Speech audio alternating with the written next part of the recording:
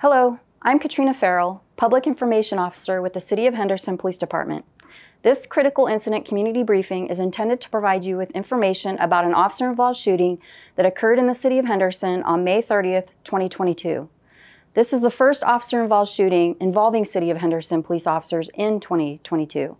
The City of Henderson Police Department is committed to valuing and preserving human life. The protection and preservation of all human life, including the lives of individuals taken into custody, is the department's fundamental objective and primary duty of all Henderson Police Department employees. You're about to hear pertinent communications, see relevant video footage, learn more about the evidence and our response related to this incident to better provide you an understanding of what occurred based on what is known to this point in the investigation. The City of Henderson Police Department conducts very thorough use of force investigations, which typically requires investigators to interview multiple witnesses, view numerous hours of video footage, and analyze a significant amount of forensic evidence. This transparent viewing is in no way intended to draw any conclusions about whether the officers involved acted consistent with our policies and the law until all the facts are known and the investigation is complete. A word of caution. The images you're about to see may be disturbing, and you may hear strong language. When a police officer uses force to arrest a subject or to defend against an attack, it can be graphic and difficult to watch. Viewer discretion is strongly advised. Hello, I am Michael Blow, Deputy Chief of the Field Operations Bureau. The following is a brief overview of an incident that began on May 30th, 2022, around 7 a.m. in the 100 block of Metropolitan Drive. Henderson patrol officers were dispatched to this location after receiving reports of a male who appeared to be breaking into multiple vehicles on Metropolitan. The subject was described as a very skinny white male adult wearing a black and yellow baggy shirt and carrying a bag of empty shell casings. Here's the 911 call and corresponding radio traffic. Henderson 911, what's the address of the emergency? It's a gentleman walking down Metropolitan. I'm on. Okay. He's wearing a yellow. He came and banged on my door and asked for a ride. I'm like, I don't even know you. But then he walked over to my neighbor's house and tried to see if her car was unlocked. Okay. And he's walking. Is he white, black, or Hispanic guy? White, very skinny. Now he's looking through my other neighbor's car down the end of the street. What's he wearing? What color shirt? It's a black. It's like a Chinese yellow and black baggy shirt. He's carrying a bag of empty shell casings too, by the way.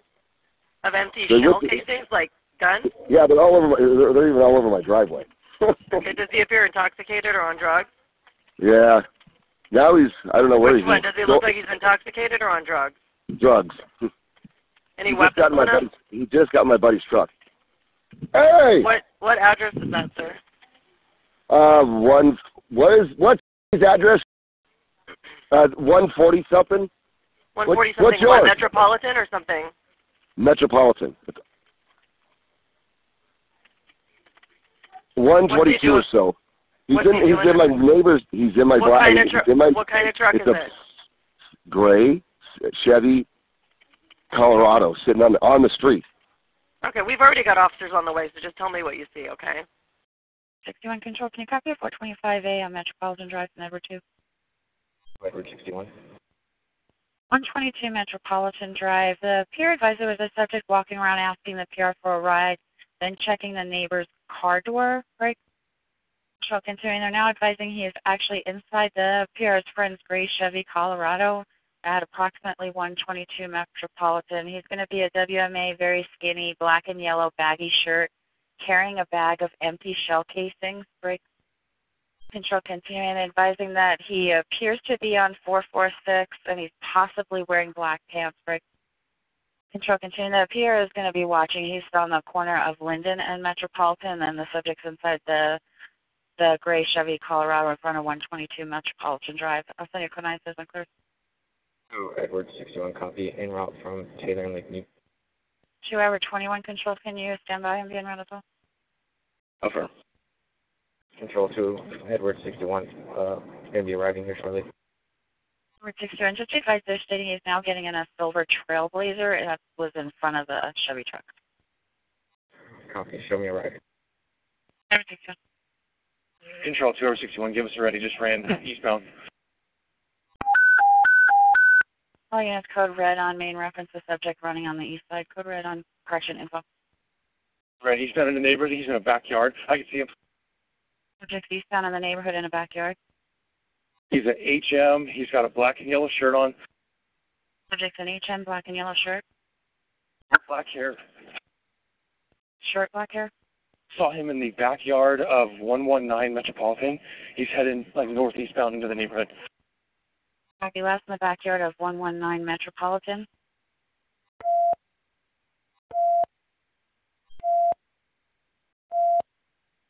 Is he contained in that backyard? Unsure. It looks like he might be in 101. I don't know what street. Looks like Cola. Last seen in the backyard of 101 Cola. By the time we came around to the north side of the street, he didn't pop out, so he might be. It's like a big shed that he was trying to get into back here. Let's start coordinating the incoming units for containment. Over 61 over to 11. You got 3 coming from Holder and Warm Springs. Okay, I'm trying to see if he's hunkered down. We see some movement by a gate back here. Just stand by for a second. Control, if you can see if you can get priors for 101, call inside, have them to shelter for now. Patrol officers arrived in the area and observed the described male on Metropolitan Drive. The male fled from officers on foot into the backyard of 119 Metropolitan and then into the backyard of 101 Cola Street. Patrol officers were able to contain the subject at that location. Officers provided an update to dispatch and requested to have residents to shelter in place. Officers then established verbal contact with the male and gave him clear commands from outside the block wall of 101 Cola Street.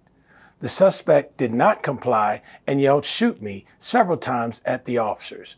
While officers continued verbal commands, the male popped his head over the block wall, bringing his right hand up over the wall and pointed what appeared to be a firearm at the officers. Officers discharged their firearms, striking the suspect several times, and the suspect fell to the ground.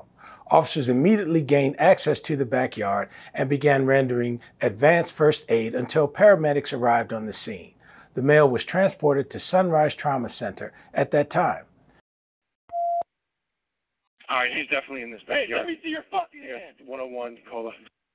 Copy, subject in the backyard, 101 Cola. Hey, let's get the incoming units to just contain the backyard for now. Shots fired, shots fired. You can't repeat your traffic. Shots fired. Copy, shots fired. Stage medical. Copy, staging medical. 1333's arrived. 1333. 61, we're coming around. Is he in custody? What's going on? So we got one with gunshot wounds to the stomach, possibly chest, and looks like neck. Currently working. We're going to be good for medical when you guys get here. Patrol North 52. 52. At this time, units are providing medical aid. There's one male down with the GSW. Officers are code 4. Rescue 283's arrived. Body-worn video cameras used by the Henderson Police Department have a 1-minute buffer of video without audio. Upon activation, the camera goes back 1 minute and starts recording. This feature is designed to capture incidents that occur suddenly where an officer does not immediately activate the camera. The cameras are worn at chest level by most officers assigned to field operations duty, and they capture a general perspective from that angle. Henderson officers are required to wear body-worn cameras during operations. However, available lighting, movement, distance, and other factors can affect clarity and picture quality. The following body-worn camera video is of relevant footage directly related to the incident I just described.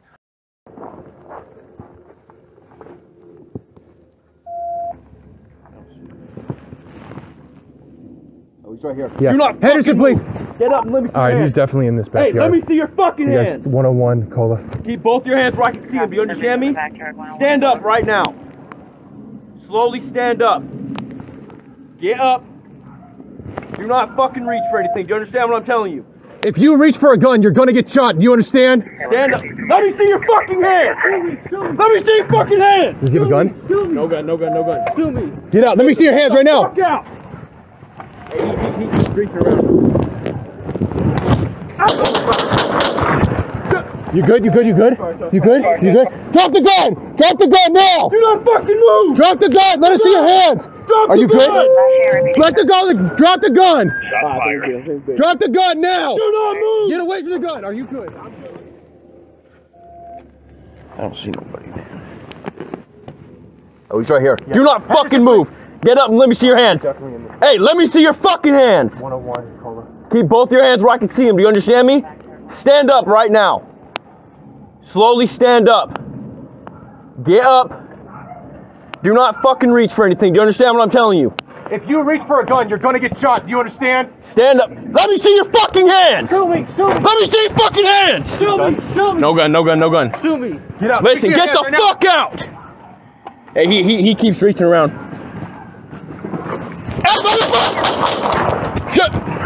Shots fired. Shots fired. I was hit. Drop the gun. One black Crossman P10 BB gun was recovered at the scene and booked into evidence by investigators.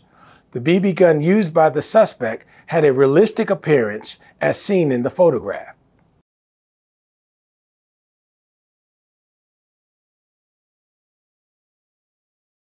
In the next several months, the Henderson Police Department will continue to investigate and analyze this incident. We will continue interviewing any new witnesses that may come forward and complete forensic tests. After the investigation is complete, the findings will be forwarded to the Chief of Police. Thank you for taking the time to view this critical incident community briefing.